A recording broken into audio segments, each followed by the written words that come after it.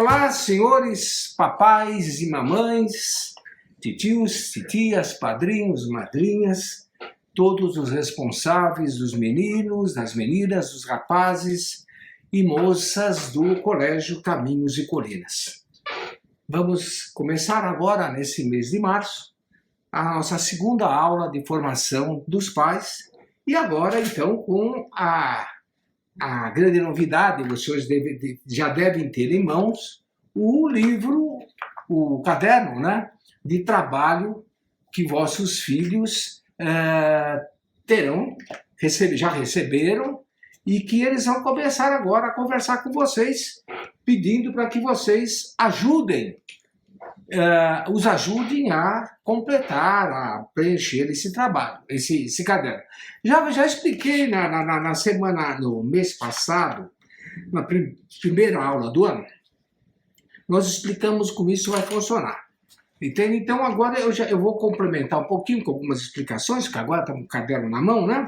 E dar umas ligeiras instruções sobre como o caderno deve ser trabalhado, como vocês podem trabalhar o caderno, e depois complementar com os tópicos referentes a este mês. Né? Então, vejam bem, o caderno, ele tem uma introdução aos senhores pais, que eu peço que os senhores todos leiam, né? Nós explicamos a filosofia, o modo de trabalho da escola, etc. Né? O sumário, o índice depois, né? E depois do índice, nós temos aqui, então, o início, os capítulos, né? Então, já expliquei para vocês, na aula do mês passado, os 4 primeiros capítulos que falam a respeito de quem é o homem, o que significa ser vivo, a hierarquia dos seres vivos e o nosso corpo visto como um sistema, né? E agora nós vamos trabalhar então com a outra ideia agora sobre a ideia da alma, o princípio da vida, o que é a alma, etc. Né? Então, vejam, peguem um caderno, se vocês puderem, estiverem com ele na mão agora aí, e deem uma olhadinha aqui junto comigo. Reparem, todos os capítulos, eles têm uma parte que é a parte teórica. Né? É uma parte que os vossos filhos mais velhos, vossos filhos do 9º ano, do 8º ano, do ensino médio, eles irão ler, né? Irão grifar, irão, vamos dizer, se familiarizar com isso primeiro. Né? Reparem o seguinte, é uma novidade aqui, todos os capítulos, todas as questões que remetem para vídeos do YouTube, eles têm aqui o código QR Code para que vocês acessem. Se vocês apontarem o celular para cá, imediatamente vai abrir o vídeo que vocês devem assistir. Isso ajudou muito, porque muita coisa de matéria de música, em matéria de arte, em matéria de comentários muito bonitos, e trechos de filmes muito interessantes, etc., nós inserimos tudo aqui. Apontem, então, sempre que houver um QR Code, apontem que vocês irão para o vídeo indicado, né? E também vocês irão para os nossos vídeos que estão no YouTube, né?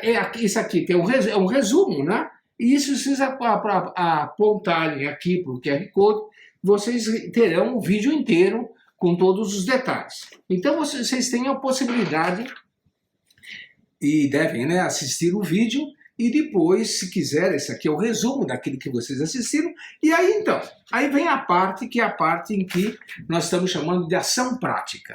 Essa parte, ação prática, é, digamos assim, a parte mais dinâmica do nosso caderno e do nosso curso. Ele consta de uma série de questões, às vezes são comentários de quadrinhos, né? Às vezes são comentários de filmes, de vídeos, aqui, por exemplo, né?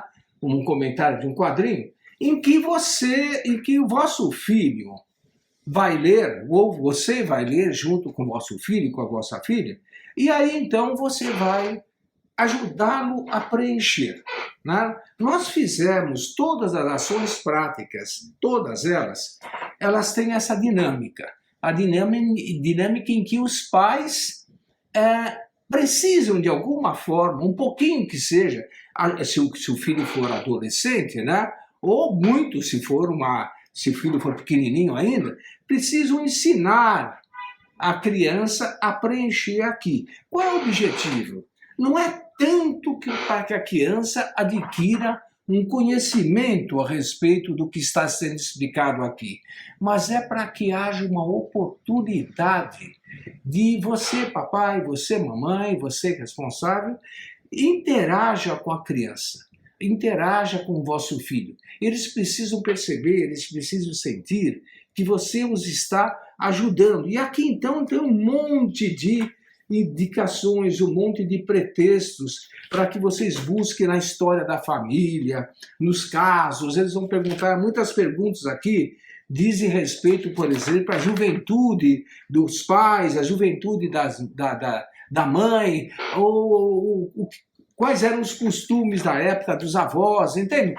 Veja, a ideia é que vocês vão formando, juntamente com vossos filhos, vão escrevendo aqui e compondo aqui, vocês vão formando uma história familiar.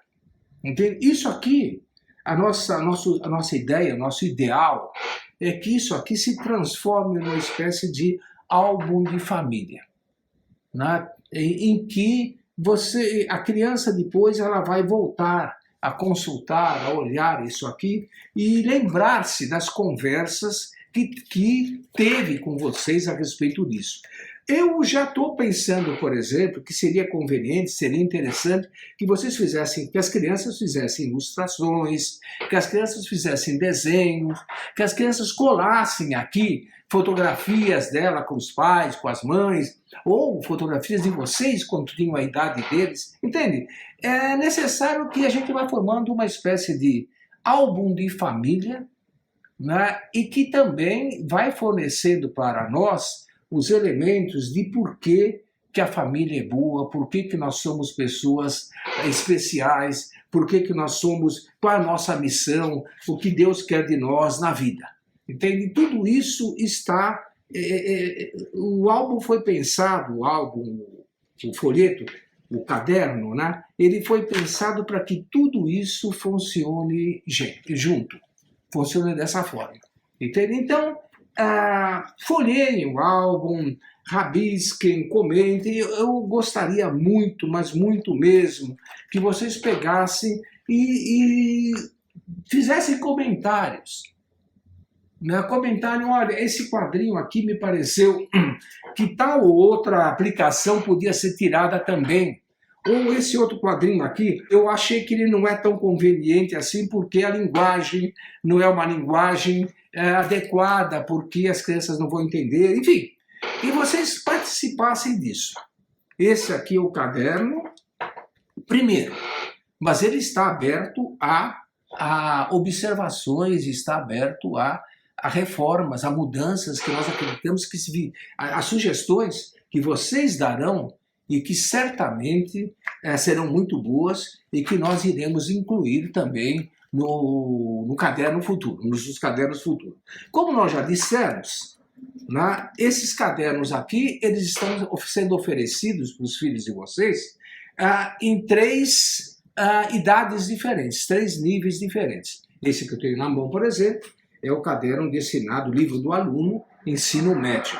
Mas existe o livro do aluno, ensino fundamental, e existe o livro do aluno, ensino fundamental 1, ou seja, para os pequenininhos. E eles foram elaborados para a cabeça de cada um deles. Se vocês têm filhos de idades diferentes, vocês podem pegar os cadernos e olhar e vão perceber que algumas coisas são iguais. Geralmente o que é igual é aquilo que está sendo destinado para os papais, né? E algumas coisas são bem diferentes porque elas estão sendo calibradas, né? Elas estão sendo pensadas para a idade da criança que está participando. Até as ilustrações também seguiram esse critério. Há ilustrações para todas as idades. Tá bem? Muito bem. Então, isso dito, e com isso eu passei exatamente 10 minutos, né, dos 30 que eu tenho, Então, agora nós vamos continuar, vamos comentar um pouquinho, alguma coisa a mais desse caderno. Repito, se vocês quiserem ouvir uma explicação mais complexa, acompanhem, entrem aqui no QR Code e abram o vídeo com a explicação mais filosófica, mais completa, mais, digamos assim, mais no nível universitário. Tá bem? Aqui, essa explicação aqui, ela está, vamos dizer, pensada aqui, mas para uma leitura em que vocês não dispõem de tanto tempo como se fosse um estudo, um projeto universitário. Tudo bem? Então, o capítulo, as 4 primeiras ações, as 4 primeiras lições aqui, elas tratam como está aqui no índice, né? Quem sou eu? Então, para que a pessoa se pergunte e perceba que ela é uma pessoa importante. Agora, no capítulo 2 e no capítulo 3, nós vamos tratar daquelas coisas que o ser humano tem e que os animais não têm. Aquilo que é próprio do ser humano, né? O corpo, os animais também têm corpo, mas alma no sentido espiritual, né? Isso só o ser humano tem. Então, nós vamos começar a tratar desse assunto aqui no ponto 2.1, que vai tratar dessa ideia. Somos corpo e somos alma. Entende? Vamos lá, então. Aqui está escrito, alma, princípio de vida. Se vocês estiverem com o caderno, agora estou lembrando, estou quase tendo os mesmos cacuetes de explicação, as mesmas modos de explicar de quando eu estou dando aula para os meninos, para as meninas, tá? Mas se vocês tiverem no caderno, abra o caderno, pegue a caneta e vamos grifar um pouquinho isso aqui, vamos trabalhar junto, né? Então vamos lá, alma, princípio de vida. Então, o primeiro ponto desse capítulo 2, são 4 pontos em cada capítulo, ele vai tratar com a ideia de nós somos corpo e somos alma. Né? Vejam bem, nós não somos corpo e alma no sentido de que nós somos uma mistura. Muitas vezes a gente entende, muitas vezes as pessoas entendem que nós somos uma espécie de mistura de uma parte espiritual com uma parte material. Né? E aqui nós dizemos assim, em uma mistura, os elementos que formam a mistura, podem ser estudados separadamente. Por exemplo, para estudar água salgada, que é uma mistura, eu posso separadamente observar isoladamente a água e o sal. Já no ser humano, corpo e alma estão de tal forma unidos que nós não podemos considerar o corpo sem considerar a alma. É impossível. Não é possível fazer essa separação que eu faria água e sal. Está errado, portanto, dizer que o ser humano é uma mistura de corpo com espírito. Esse erro chama-se dualismo e tem diversas variantes. Às vezes afirma que a alma está presa no corpo como em uma cadeia. Isso que dizia Platão, por exemplo, né? O Platão, filósofo grego de uma sabedoria imensa, mas nesse ponto ele deu uma derrapada. Ele dizia que a nossa alma está presa no nosso corpo. O nosso corpo é a cadeia da nossa alma, né? E que, portanto, o corpo seria uma coisa má. Né? Esse erro já foi dito por Platão na Grécia Antiga e ainda hoje é repetido por muita gente. Outro erro do dualismo é o materialismo. Ele afirma que qualquer emoção ou pensamento que você tenha é, na verdade, apenas uma reação bioquímica dos seus neurônios. É o contrário. Um diz só tem a alma que é importante, e o outro lado diz não existe alma. O que existe são apenas neurônios aqui, e quando eu me emociono, quando eu choro de saudades, quando eu amo alguém, tudo isso, na verdade, é apenas uma reação bioquímica. Até uma gíriazinha aí entre a molecada que diz, né, quando o menino e a menina gostam um do outro, eles dizem, né, rolou uma química. Não rolou uma química só, não. Entende? Isso não é, o amor não é só uma reação fisiológica. É muito mais do que isso. Amar é querer bem o outro enquanto o outro. Amar é querer o bem do outro, não é nem gostar, já falamos disso. Não, gostar eu gosto de eu posso gostar de uma coisa, porque gostar é querer o bem que a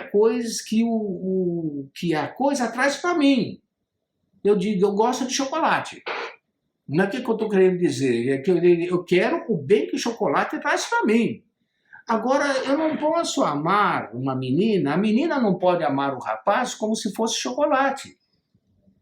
Né? Muito erro, muito namoro, muito casamento, muito noivado e muito casamento fracassam tremendamente porque os dois gostam um do outro. Entende? Mas eles não se amam. Porque amar é estar disposto a se sacrificar pelo outro. Não é sentir cosquinha do coração quando eu estou perto da menina ou quando a menina está perto do rapaz. Isso é gostar. É bom. Entende? Não estou dizendo que é errado. Eu estou dizendo que isso não basta. Eu estou dizendo que, na verdade, o amor é uma coisa muito maior do que isso. A verdade verdadeira é que o homem é dual. Só existe um corpo humano quando esse corpo é animado por uma alma humana.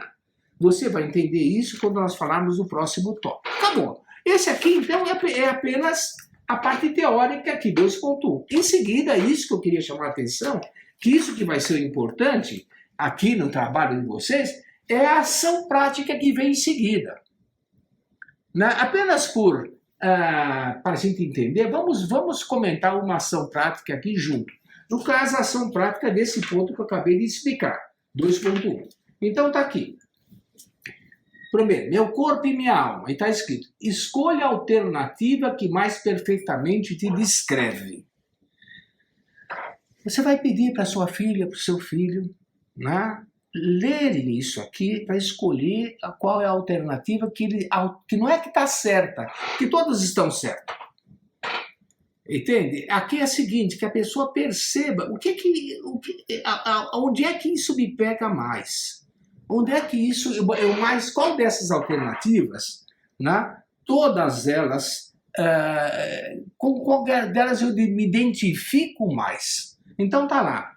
Eu tenho um corpo igual aos animais e tenho uma alma inteligente. Logo, sou um animal inteligente, um animal racional. É o que Aristóteles dizia. A definição ela é um pouco falha, que supõe uma separação no corpo e da alma, mas é uma definição correta de ser humano que nós vamos encontrar em um monte de livros de filosofia. Segundo, meu corpo e minha alma formam uma mistura tão homogênea que é impossível distinguir uma parte da outra. Não sei se vocês reparam que aqui nós demos um passo a mais. Nós não ficamos só naquela ideia do Aristóteles, que eu sou corpo e alma, e que fica mais ou menos com a ideia de que é separado, mas aqui avança um passo a mais. Meu corpo e minha alma formam uma mistura tão homogênea que é impossível distinguir uma parte da outra. Aí vem o terceiro.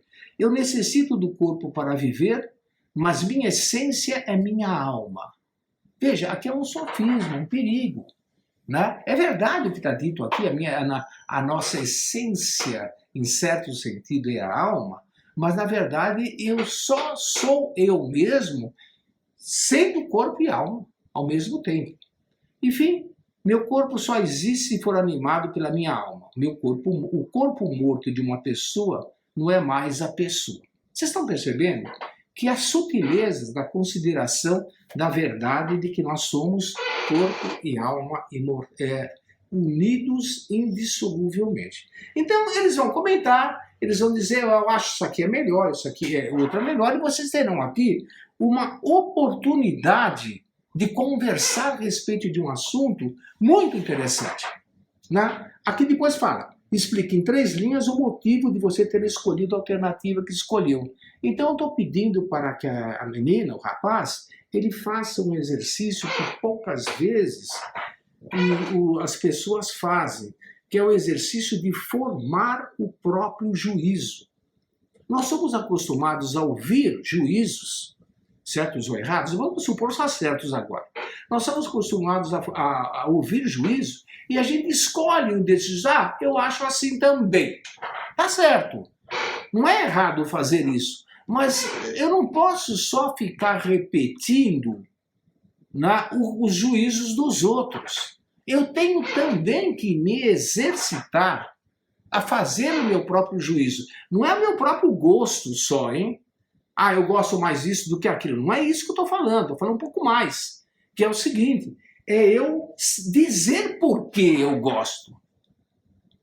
Os pais deveriam ter esse hábito de perguntar para os filhos, quando o filho manifesta uma opinião, né? Perguntar por que você acha isso. Não em tom incisivo, não em tom de briga, mas em tom para que a menina ela pare para pensar um pouquinho. Eu quero isso, eu prefiro isso, eu desejo isso por causa disso. E saiba formar um raciocínio. Isso é incomparavelmente formativo. Isso é absolutamente necessário para que o menino, a moça, eles adquiram personalidade. Né? É claro que se for uma criança pequenininha, ela não vai saber justificar, mas não tem problema. Ela se exercitou nisso, entende? Nós não estamos querendo que as respostas sejam certas ou erradas. Nós estamos querendo que as pessoas, que as crianças e vocês, nós, papais também, mamães e professores, porque tem muitas dessas perguntas que eles vão vir para os professores falar, né? Nós estamos querendo que eles se exercitem, que eles se acostumem com essa arte que cada vez menos está sendo praticada, que é a arte de pensar. É a arte de ver alguma coisa e julgar. Então nós vamos pedir isso a cada instante. Depois vem. 2, rolou uma química, aquela que eu já falei, né? Então aqui, quando uma moça e um rapaz se interessam um pelo outro, costuma-se dizer que rolou uma química entre eles. O que você acha dessa forma de se expressar? Comente com seus pais e com seu professor. Então veja bem. Ele vai ter que primeiro formar opinião. Eu acho isto. Né? E depois está sendo pedido para eles, comente com seus pais e comente com seu professor. Por que nós estamos pedindo para comente com seus pais? Porque vocês, papais, estão com o caderno. Né? E vocês vão pedir o caderno com ele e vão ver, essa aqui é a lição do dia, né? Essa dessa semana foi essa aqui. Muito bem, vamos lá. O que você acha disso? Você preencheu aqui? Diz para mim o que você achou. Porque nós, professores, os PECs de cada sala, eles vão fazer isso com os alunos também.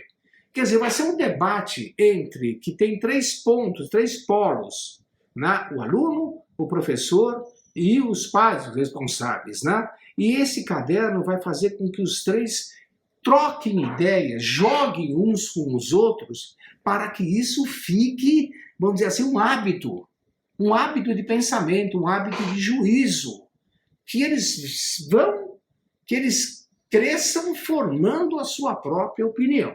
Depois está lá uma história em quadrinhos do Calvin, famoso Calvin, né? Então, o Calvin aqui está fazendo uma consideração a respeito do futuro. O Calvin é muito cínico, esse personagem de histórias em quadrinhos. Então, aqui, ele expressa uma opinião a respeito de que o futuro vai ser guiado por computadores, ninguém vai ter aborrecimento, tudo vai ser automático e o homem não tem que fazer esforço nenhum. E aí o Haroldo, que é o tigre, né, que é o filósofo, que é o que pensa, né, ele diz, e também não vai viver. O que o Haroldo está dizendo é o seguinte, é que a vida só existe realmente quando ela tem embate. A vida ela é completa quando ela cobra do homem alguma coisa. Existe aquela poesia famosa sobre quem passou pela vida em branca nuvem, em plácido repouso, adormeceu, quem não sentiu, não sentiu o fio da desgraça, se não me engano, quem passou pela vida e não sofreu, foi espectro de homem, não foi homem. Só passou pela vida, não viveu. Né? Procurem a poesia, vocês vão achar fácil na internet. Né? E que dá essa ideia, exprime essa ideia. A ideia de que nós vivemos e nós não podemos deixar que os computadores, as máquinas, já tomem conta de tudo. Isso vai dar em Matrix. Isso vai dar naqueles filmes de ficção científica que o homem vira uma espécie de objeto, como o Haroldo está dizendo aqui. Você não vai viver. Entende? Então vamos acostumar os nossos filhos a ter desafios na vida. E não apenas ficar na vida sentado de papo pro ar, como diz a musiquinha caipira. Então tá aqui. Depois que vocês comentarem isso com os filhos de vocês, vocês vão pedir para ele escrever. Tá aqui. Comente as opiniões do menino, Calvin, e do seu tigre de pelúcia, Haroldo, né? Leve o seu comentário para as aulas de filosofia, sociologia e religião. Nós, professores de filosofia, de sociologia e de religião, vamos estar lá esperando, vamos estar com o caderno na mão também. E aí, você leu a tirinha do Calvin? Escreveu? Ah, não escrevi, professor, então escreve agora. Vai lá, você tem 10 minutos para escrever. Escreva isso. E agora vamos comentar. E depois você vai mostrar isso para casa. Levar isso para casa para o seu pai comentar. Se os senhores quiserem embaixo aqui escrever alguma coisa, um comentário também para avalizar, ficaria mais precioso ainda. Vocês estão entendendo, então? Eu estou me atrasando na explicação dos itens, mas não faz mal. Nós teremos tempo para explicar todos os itens um por um. Mas eu quero que vocês entendam o modo de funcionamento desse caderno. O próximo vai definir o que é alma. Tem uma definição aqui filosófica a respeito de alma. Eu não vou ler agora o texto, porque eu só tenho 3 minutos e meio. Então, eu quero só passar aqui para a ação prática da outra. Assinale a alternativa que mais perfeitamente te descreve, a mesma ideia depois, e depois perguntas assim como essa aqui, por exemplo. Flores de plástico para a amada. E a pergunta vem assim: por que seria deselegante um rapaz oferecer um buquê de flores artificiais para sua noiva ou namorada? Imagina um rapaz que ele pega um buquê de flores de plástico, bonitas, hein? Tudo bem. E oferece para a namorada. Por que isso é deselegante?